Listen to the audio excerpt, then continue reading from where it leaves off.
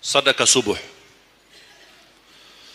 Sedekah subuh, kenapa saya berkata sedekah subuh? Bukan berarti tidak boleh sedekah di waktu yang lain. Semua sedekah boleh di setiap waktu dan setiap saat, hari Jumat maupun selain hari Jumat. Tapi sedekah subuh itu termasuk sedekah yang terbaik. Kenapa? Bukan kata saya, tapi kata Rasulullah sallallahu alaihi wasallam. Setiap waktu subuh Allah turunkan malaikat, tugasnya mendoakan orang yang bersedekah subuh hari. Allahumma a'ti munfiqan khalafa. Ya Allah, ganti yang lebih baik bagi orang yang infak di subuh hari. Ibu-ibu lagi halangan tidak salat, sebelum beraktivitas isi sedekah subuh. Anda tidak usah susah-susah mencari anak yatim dan orang miskin di subuh hari. Mulai hari ini masing-masing bikin kotak amal atau botol atau kaleng, simpan di rumah. Setiap habis salat subuh sebelum beraktivitas isi sedekahnya.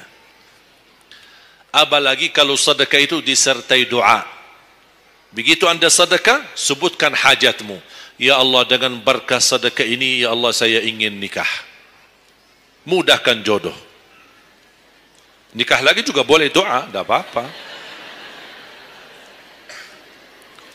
Ada yang sedang melamar kerjaan, anda isi, wallahi dahsyat, amalan ini wallahi dahsyat, manfaatnya banyak untuk menyembuh penyakit, menabulkan hajat, memudahkan urusan, dan tidak pernah saya sampaikan amalan ini, semua alhamdulillah berhasil mendapatkan hajatnya. Begitu anda isi, doa, ya Allah, dengan berkah sedekah ini mudahkan lamaran kerjaan saya. Ya Allah, dengan berkah sedekah ini mohon titipkan pahalanya untuk kedua orang tua saya. Kalau ada yang merasa dirinya suka marah, suka emosi, ya Allah, dengan berkah sedekah ini tenangkan hati dan jiwa saya agar tidak emosi lagi. Ya Allah, dengan berkah sedekah ini karuniai kepada aku anak penghafal Al-Quran. Bu, jemaah sekalian, saya berkeluarga 12 bersaudara, timnas.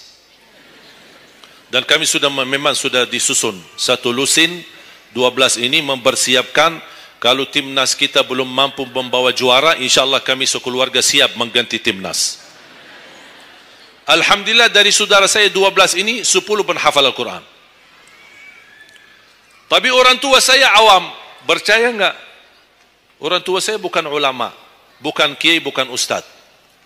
Ayah saya belajar kelas 3 SD. Ibu saya tidak pernah masuk sekolah sama sekali. Sampai usia 40 tahun masih buta huruf, tidak bisa baca Quran. Tapi Allah berikan karunia keturunan penghafal Al-Quran. Berkat apa? Salat mereka dan sedekah mereka, termasuk doa. Itu berjuangan mereka. Alhamdulillah sekarang ayah saya, ibu saya penghafal Al-Quran, yang jadi gurunya anaknya sendiri. Sekarang di Indonesia saya bawa 5 adik saya dan ditugaskan menjadi imam tarawih. Saya bawa mereka pindah dari Arab kemari. Ada 5. Yang perempuan sudah dinikahkan sama orang Indonesia, orang Jakarta. Dan saya dorong adik saya yang perempuan untuk menghafalkan suaminya biar jadi penghafal Quran. Yang 4 laki-laki, ada yang 2 bawa istrinya masing-masing dari Arab, yang 2 lagi saya nikahkan di Indonesia sama orang Indonesia. Ada 1 sama orang Sunda, 1 sama orang Lombok. Jangan khawatir Bu, masih ada lagi, masih ada lagi. Bahkan saya dorong adik-adik saya semua wajib nikah 4. Masing-masing 4 istri. Kenapa? Supaya banyak keturunan. Kalau bisa setiap 1 istri 12, 1 lusin, 1 lusin, 1 lusin. Masya Allah, luar biasa. Mengapa? Karena kita punya perjuangan yang masih panjang. Cita-cita saya mencetak 1 juta penghafal Al-Quran di Indonesia. Ketika saya datangkan adik saya tugaskan sama mereka dan tegas. Kalau kalian datang hanya mau berhiburan, pulang. Kalian di sini untuk bersama-sama memperjuangkan untuk mencetak 1 juta penghafal Al-Quran. Dan alhamdulillah program ini sudah jalan. Dan kita terus memperjuangkan. Dan saya harap semua jamaah insya-Allah berkenan terlibat dalam program ini. Cita-cita saya, semua masjid se-Indonesia insya-Allah diimami imam penghafal Al-Quran 30 juz. Bahkan lebih hebat lagi cita-cita saya. InsyaAllah saya yakin akan terjadi. InsyaAllah di demikian hari, di waktu yang Allah insyaAllah tentukan, insyaAllah presiden kita penghafal Al-Quran. Coba, ya Allah, rasanya enak. Langsung diumumkan di Masjid Istiqlal, khatib dan imam salat Idul Fitri, penghafal Al-Quran 30 juz, Presiden Republik Indonesia. Oh, mantap. Imam salat Idul Adha, Presiden kita. Salat Jumat, khatib dan imam, Presiden kita. Tidak perlu ganti imam. Sudah tidak perlu ganti imam, subhanallah. Luar biasa. Coba, saya kagumi ketika membaca dan melihat YouTube-nya Presiden Erdogan, Turki. Walaupun beliau bukan penghafal Al-Quran, tapi murattal bacaannya beliau, Masya Allah. Mana ada sekarang presiden di dunia Islam sebagaimana bacaannya yang benar. Ini sudah saatnya, tapi bukan sekarang ya, nanti maksud saya, sabar dulu. Nanti jadi kacau nanti, semua, sabar dulu. InsyaAllah ada waktunya, insyaAllah. Mulai dari sekarang kita ayo bersama-sama mempersiapkan untuk kalau anda gagal menjadi penghafal Al-Quran, jangan gagal anakmu, cucumu, generasi yang ini semua. Kita melihat, saya bangga. Kenapa saya semangat untuk mencetak 1 juta penghafal Al-Quran? Itu berkatnya acara Hafiz Indonesia. Nonton kan acara Hafiz Indonesia? Nangis ya? Habis tisu kan? Tahu enggak salah satu karunia Allah untuk Indonesia? Ada teman saya berusaha punya TV di Arab. Beliau ingin membuka dan membuat acara Hafiz Indonesia versi Arab, tapi gagal. Kenapa? Karena tidak menemukan jumlah yang banyak penghafal Al-Quran di bawah usia 10 tahun. Hanya Indonesia saja. Malaysia kalah, Indonesia saja. Di bawah 10 tahun. Dan sayang sekali memang anda yang nonton acara Hafiz Indonesia, anda nonton acara yang sudah jadi. Tapi anda belum tahu apa yang kami berjuangkan di belakang layar. Sebelum acara Hafiz Indonesia, 4 bulan bekerja keras. Sambil tim turun ke lapangan, ke desa-desa, kampung-kampung, ke pulau-pulau untuk menumbulkan dan mendatangkan, menhadirkan para penghafal Al-Quran. Ketika dibawa di Jakarta, 2 bulan berturut-turut kami didik mereka. Yang awalnya pemalu, awalnya ada yang mohon maaf, kencing di celananya sendiri. Saking tidak berani, takut. Alhamdulillah sekarang menjadi mereka pemberani. Bahkan mereka berlumba-lumba azan subuh. Mereka berlumba-lumba membangunkan sesama saudaranya.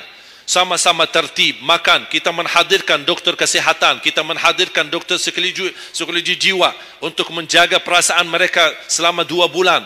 Didampingi kadang-kadang ibu mereka, didampingi kadang-kadang ayah-ayah mereka. Dan semua rata-rata sepakat orang tua mereka, tidak pernah kami merasakan bangga memiliki anak sebagaimana kami melihat perjuangan di Hafiz Indonesia. Dan alhamdulillah begitu selesai acara Hafiz Indonesia, kami tidak tinggalkan mereka. Kami terus kawal, kami terus pimpin. Dan alhamdulillah mereka di kampung masing-masing sudah membangun rumah tahfiz. Ada yang membangun pesantren untuk mencetak dan melahirkan jumlah yang banyak penghafal Al-Quran. Dan ini perjuangan luar biasa. Tidak mudah. Berapa biaya yang dikeluarkan. Dan mohon maaf, belum ada sponsor yang bisa mensponsori kita dan membayar full untuk kita. Kita terus bekerja keras dan alhamdulillah masih Allah hantarkan kepada kita orang yang dermawan, orang yang baik, yang berduli dengan dan mencintai Al-Quran. Allah anugerahkan. Wallahi menurut saya, saat ini, zaman ini, sedekah yang terbaik dan yang termulia, semua apapun yang terkait dengan Al-Quran, itulah yang termulia.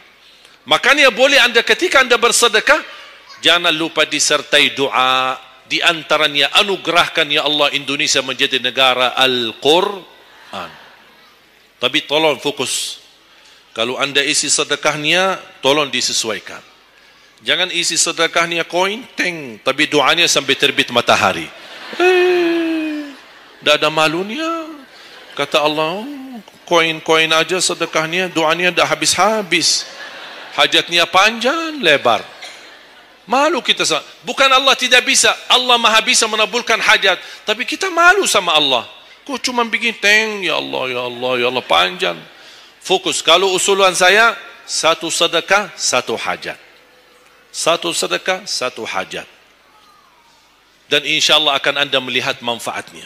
Mudah-mudahan semua yang hadir insyaAllah menjadi keluarga besar 1 juta penghafal Al-Quran. 1 juta mencetak penghafal Al-Quran. 1 juta keluarga Al-Quran yang insyaAllah akan membangun generasi baru yang membawa Indonesia menjadi baldatun tayyibatun wa rabbun ghafur, dan di masa yang akan datang insyaAllah Indonesia menjadi lebih baik. Amin ya rabbal alamin. Barakallahu fikum. Terima kasih, semoga bermanfaat. Kurang lebihnya mohon maaf. Mungkin ada panitia ingin menyampaikan selanjutnya. Wallahu